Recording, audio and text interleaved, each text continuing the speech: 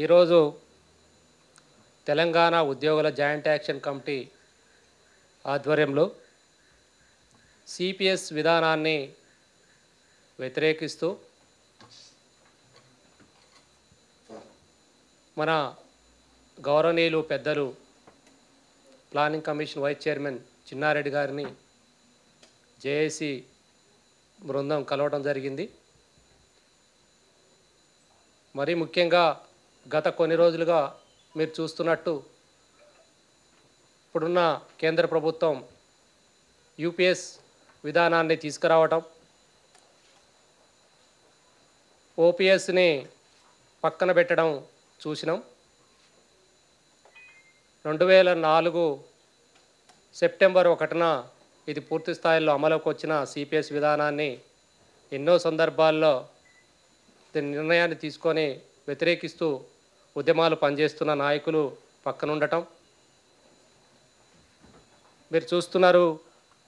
గత కొన్ని సంవత్సరాల నుంచి పనిచేయని సంస్థలు, పనిచేయని ఆర్గనైజేషన్స్ కూడా ఈరోజు చాలా యాక్టివ్గా పనిచేస్తున్నాయి. ఎందుకంటే ప్రభుత్వాలు వచ్చిన తర్వాత స్వేచ్ఛా వాతావరణం ఏర్పడింది. స్వేచ్ఛా వాతావరణంలో మీరు ఏదైనా చేయొచ్చు అనే విధానాన్ని ముందుకు తీసుకుని వెళ్తున్నారు. నేను ఇక్కడి నుంచి మీడియా ముఖంగా తెలియజేయాల్సింది ఏదనుకుంటున్నట్టే, గతంలో ఉద్యోగస్తులకి నష్టాలు జరిగినప్పుడు పట్టించుకొని ఈ ఆర్గనైజేషన్స్ 317 జీవోని పక్కన పెట్టినా కూడా 50,000 మంది ఉద్యోగులకు అన్యాయం జరిగినా కూడా పట్టించుకొని ఈ ఉద్యోగ సంఘ నాయకులు, అదేవిధంగా కొన్ని ఆర్గనైజేషన్స్ అంటే వ్యవస్థలు నాశనం అవుతున్నా, వ్యవస్థల నుంచి 20,000 ఉద్యోగాలు పోతున్నా పట్టించుకోని నాయకులు ఇప్పుడు సడన్గా సిపిఎస్ వ్యవస్థ విమోచన దినోత్సవం పేరుతోనే సెప్టెంబర్ 1ని చాలా ఘనంగా వారి యొక్క ఉనికిని చాటుకోవడానికి మరోసారి ప్రయత్నం చేస్తుందని కూడా ఈ వేదిక నుంచి తెలియజేస్తున్నాను.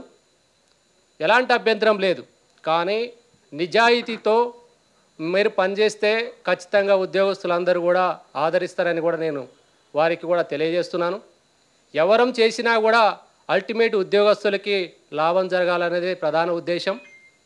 మరీ ముఖ్యంగా ఈ సిపిఎస్ విధానాన్ని గురించి చెప్పాలంటే, గత ప్రభుత్వాలు ఇప్పుడు ఏదైతే కాంగ్రెస్ ప్రభుత్వాలు పనిచేస్తున్న 4 రాష్ట్రాల్లో కూడా రాజస్థాన్ కావచ్చు, ఛత్తీస్గఢ్ కావచ్చు, అదేవిధంగా జార్ఖండ్, హిమాచల్ ప్రదేశ్లో సిపిఎస్ విధానాన్ని రద్దు చేసి ఓపీఎస్ విధానాన్ని తీసుకురావడం మనం స్వాగతిస్తున్నాం.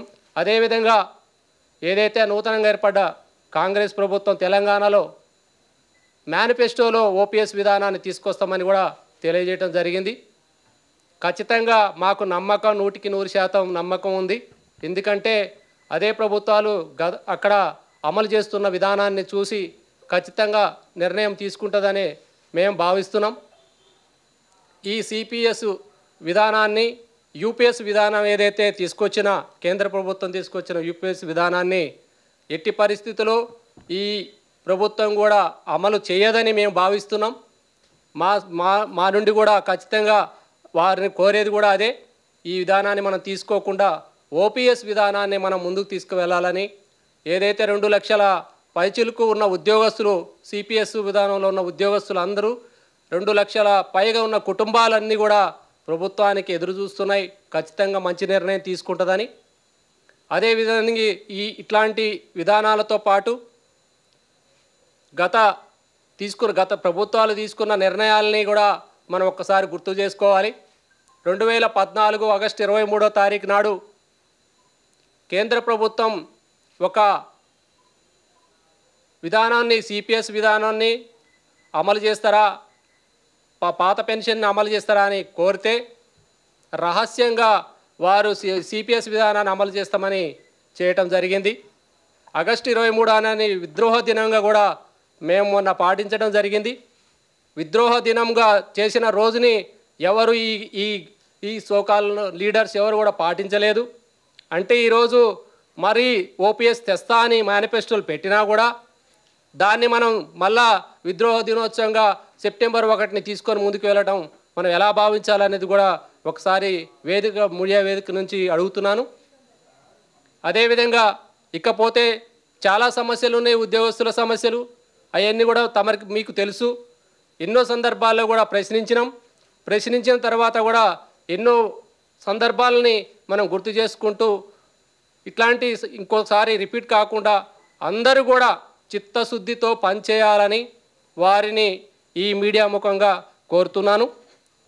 నా పక్కన సిపిఎస్ ఉద్యోగ సంఘాలకు సంబంధించిన గత దశాబ్ద కాలం నుంచి పోరాడుతున్న వ్యక్తులు దర్శన్ గారు కూడా ఈ సిపిఎస్, ప్రత్యేకంగా సిపిఎస్ అంటే ఏందనేది ప్రజలకు తీసుకెళ్ళి, ఉద్యోగస్తులకు తీసుకెళ్ళి విధానాన్ని కూడా వివరిస్తారు. దర్శన్ గారు ఒకసారి మాట్లాడండి.